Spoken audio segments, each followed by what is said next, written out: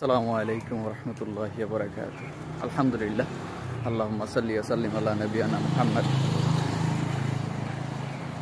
ফজরের সালাত আদায় করা বনাম না আদায় করা, কোনো একদিন হয়তো আপনি লক্ষ্য করবেন যে আপনি ফজরের সালাত আদায় করেননি। পুরো দিনটা আপনার যেভাবে অতিবাহিত হয়েছে বনাম বা ভার্সেস আপনি ফজরের সালাত আদায় করেছেন, ওই দিনটা আপনার ডিফারেন্ট যাবে। সঙ্গত কারণেই ডিফারেন্ট যাবে। বেশ কয়েকটা কারণ আছে, এর ভিতরে কমন এবং খুব সাধারণ একটা কারণ হচ্ছে যে আপনি যখন সকালে ঘুম থেকে উঠবেন বা ভোরে ঘুম থেকে উঠবেন, আপনার মন ভালো থাকবে।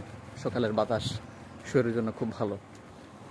এই যে সকালের বাতাস শরীরে লাগাচ্ছেন, তারপর হচ্ছে সকালে হচ্ছে ঠান্ডা পানি শরীরে লাগাচ্ছেন, এটা কিন্তু শরীরের জন্য ভালো। শরীর ভালো থাকে প্লাস মনও ভালো থাকে।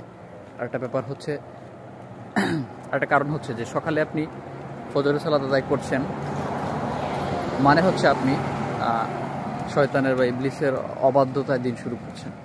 কারণ ইবলিস কখনোই চায় না যে আপনি সালাত আদায় করেন কিংবা ফজরে এত সকালে উঠে আসলে সালাত আদায় করেন। এই জন্য আসলে তখন দেখবেন ঘুমালে ভালো লাগে, মনে হয় যে আসলে ঘুমটা অনেক শান্তির। কিন্তু আসলে ইবলিস আপনাকে সালাত আদায় করতে দিচ্ছে না, সে সালাত থেকে আপনাকে দূরে রাখছে। তো এই জন্য আপনি যখন সালাত আদায় করছেন ফজরে উঠে গিয়ে মসজিদে গিয়ে, এর মানে হচ্ছে আপনি শয়তানের অবাধ্যতায় আপনার দিনটা শুরু করলেন, এবং শয়তানের অবাধ্যতায় যেটা আপনি শুরু করলেন সেটা ডেফিনেটলি ভালো হবে, খারাপ হওয়ার কোনো কথাই না। এবং আল্লাহর গোলামিতে শুরু করলেন দিনটা। একদিকে যেমন আপনি শয়তানের অবাধ্যতায় শুরু করলেন, আর একদিকে হচ্ছে আল্লাহ সুবহানাহু ওয়া তাআলার গোলামির দ্বারা হচ্ছে আপনার দিনটা শুরু করলেন। এতেই বরকত। এবং আল্লাহর গোলামিতেই আসলে প্রকৃত শান্তি, প্রকৃত মুক্তি।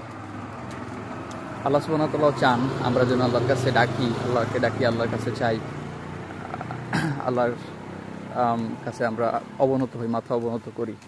এটাই আল্লাহ চান এবং আমরা এটাই করবো ইনশাআল্লাহ। যাই হোক, আমরা সবাই চেষ্টা করব আমাদের ফজরটা বা সকালটা প্রতিটা দিন যেন শুরু হয় আল্লাহর গোলামের মাধ্যমে, প্রতিটা দিন যেন শুরু হয় শয়তানের অবাধ্যতার মাধ্যমে।